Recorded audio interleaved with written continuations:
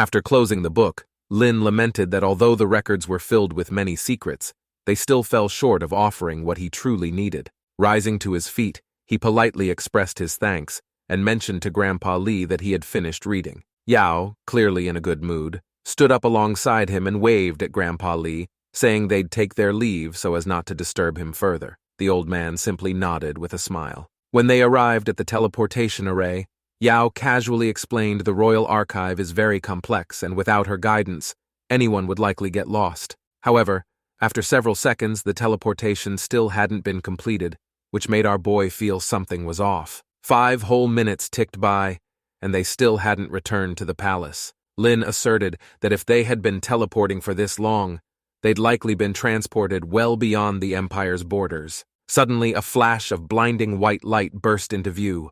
When they opened their eyes again, they found themselves in unfamiliar territory. Jagged cliffs and shattered ruins stretched before them, and a foul, pungent stench instantly triggered alarm bells in Yao's mind. Without hesitation, she realized they had somehow ended up in the corpse realm. Panic surged through her, and she let out a frightened gasp. From nearby, a rotting corpse lunged toward her.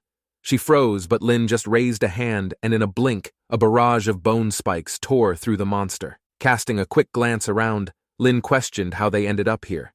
Yao, visibly shaken, could only stammer that she had no idea. Lin quickly reassured her, urging her to steady herself and then explain what she knew about this place. With a trembling voice, Yao recalled that the corpse realm had once been an ancient small world. She revealed that during a massive battle, someone had unleashed a devastating spell that warped the entire realm, turning every living being into a rotten monster. She then stressed emphatically that being bitten by one of the creatures here would result in an infection, turning the victim into a monster just like them.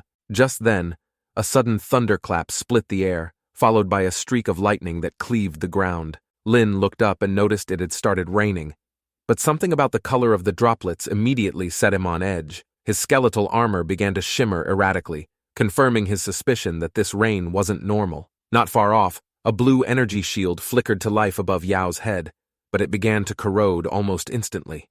Without wasting a second, Lin cast a skeletal armor over her. Only then did she exhale in relief. She was still terrified, but still muttered her thanks. Lin tried activating several teleportation talismans, even resorting to the Abyss teleport stone, but none of them responded. That's when he realized this place was far more unusual than he'd first assumed. Noticing that Yao seemed to know a thing or two about this place, he asked if she had any idea how to get out. She quickly replied, explaining that her father once told her the reason their family was granted royal status was because they carried the responsibility of guarding the corpse realm. She went on at length, eventually mentioning, almost as an afterthought, that deep in the center of this place, there was a hidden secret realm where a teleportation array allowed return to the human world. Lin, feeling exasperated, asked why she hadn't brought that up earlier. Embarrassed, Yao lowered her head and admitted while blushing that she had been too scared to think straight. Choosing not to press the matter, the two simply moved on. They continued their journey and soon crossed a large bridge. At a narrow stream just beyond, Lin spotted a grotesque creature lurking near the water. They noticed its body was badly decayed and covered in multiple heads. His detection skill promptly identified it as a level 5 low-tier corpse fiend. Without hesitation, he summoned one of his skelly and ordered an attack. The little skelly lunged forward, bringing its axe down, cleaving the monster right down the middle. But before they could go any farther, Yao pointed nervously at the remains, where they saw the severed pieces begin twitching. Within moments, the creature reassembled itself, good as new. Startled, Yao quickly hid behind Lin, whispering that the monsters here might be unkillable, but this didn't sit right with Lin. He narrowed his eyes and tried casting Soul Flame, only to find that the creature didn't even have a soul.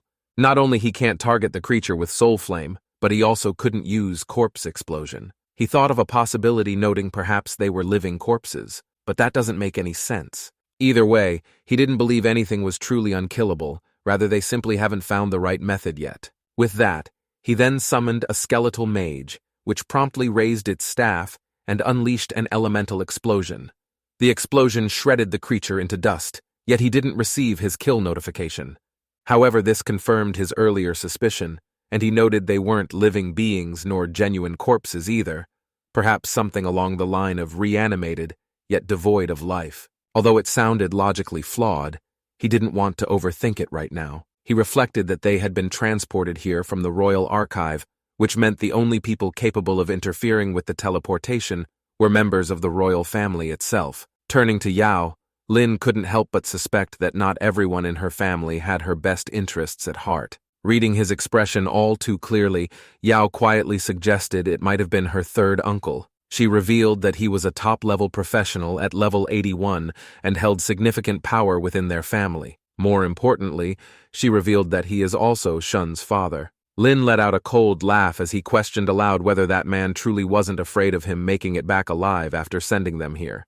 Yao, letting out a weary sigh, figured he probably never even considered the possibility. She went on to explain that this was the corpse realm, after all, a place so dangerous that even a divine-level professional could fall here. She then went on to say that even by some miracle, and they did manage to survive and return, they'd likely be empty-handed, with no evidence to expose what happened. Lin let out a snort, and believed the evidence wasn't always necessary. Turning his head, a sharp glint of murderous intent flickered in his eyes.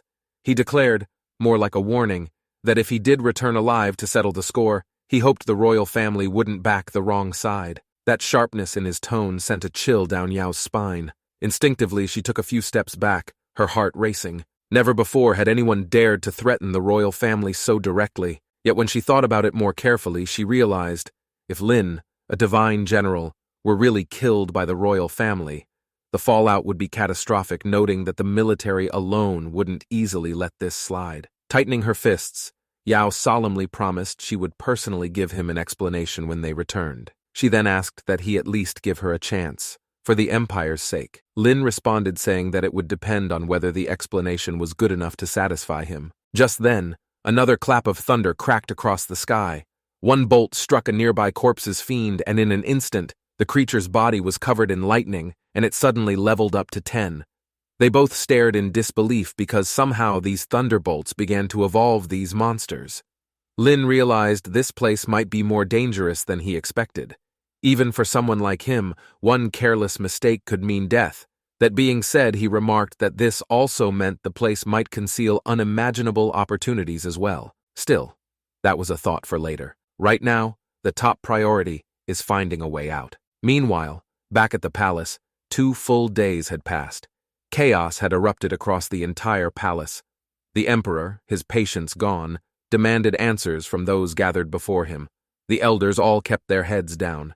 Eventually, one stepped forward hesitantly, reporting that they had enlisted Master Zhang Heyu to investigate the teleportation array. At that moment, an elderly man slowly entered the hall, leaning on a staff. It was Zhang Heyu himself, a level 89 formation Grandmaster. The emperor rushed over and asked urgently whether any progress had been made. Master Zhang shook his head, apologized, and explained that he had found nothing. He explained that whoever tampered with the magic array was exceptionally skilled, noting the array was now so entangled, he doesn't even know where to start. He admitted it was beyond his capabilities. Desperation flickered across the emperor's face as he asked, almost pleading, if there was truly no other way. After a moment's pause, Master Zhang suddenly mentioned there might still be one person who could help. The emperor snapped to attention and asked who.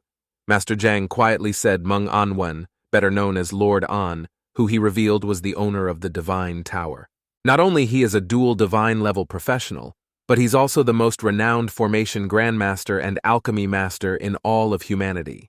Immediately, the emperor made his decision on the spot, saying he would go in person. In the blink of an eye, he vanished from the palace grounds. Meanwhile, at the Xiajing Academy, the Divine Tower trial was still underway. Soon, the emperor suddenly appeared, calling out loudly for Lord An and requesting to meet him. The students turned their heads in surprise. Moments later, a magic array emerged, and from it stepped Meng Anwen. Calm and composed as ever, he asked what matter had brought the emperor here himself. The emperor first bowed in respect, addressing him as Lord An, then slowly began to explain everything that had happened. He spoke of his daughter, and soon after, mentioned Lin. Meng Anwen's eyes widened in disbelief, then pressed for clarification, questioning if Lin was really missing.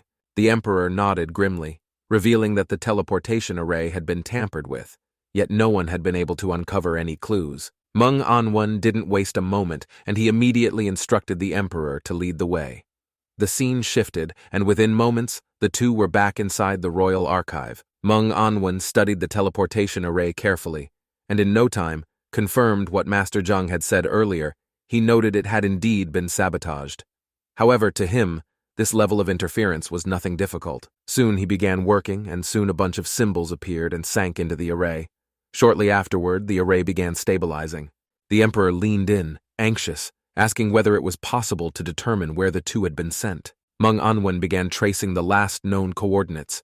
As the results formed before him, his expression suddenly darkened. With a shocked voice, he announced that the two had been sent to the corpse realm, the very place their royal family had guarded for generations. The Emperor's face went pale. He stammered out that the corpse realm's portal was supposed to be sealed. Meng Anwen, brows furrowed, reached a chilling conclusion. With killing intent, he explained that someone had used a seal-breaking firestone to temporarily break the seal and execute a randomized teleportation. A cold sweat broke out across the Emperor's forehead. He was devastated because that very item wasn't from the human world, and he noted it was an item from the abyss. A horrifying thought struck him, and he wondered could someone from the royal family had become a demon worshipper. The mere mention of that name caused Meng Anwen to become angrier. His gaze turned ice-cold as he warned the Emperor sternly that if Lin returned safely, then the royal family could continue playing their role as sovereigns. But if anything happened to that boy, he declared then the divine tower would come down upon them. Not only that, but he also reminded the Emperor about White Divine's fist, Lord Berserk's blade, and the entire military then questioned if the royal family really wanted to face any of those. He declared Lin was his, White Divine, and Lord Berserk's disciple. Furthermore, he reveals that Lin's sister was the sole successor of the old man. He figured he should know exactly who he was referring to. Hearing all this, the Emperor froze in place as a wave of despair crashed over him. He couldn't help but think that if Lin was truly dead, then his entire royal bloodline might have to be buried along with him.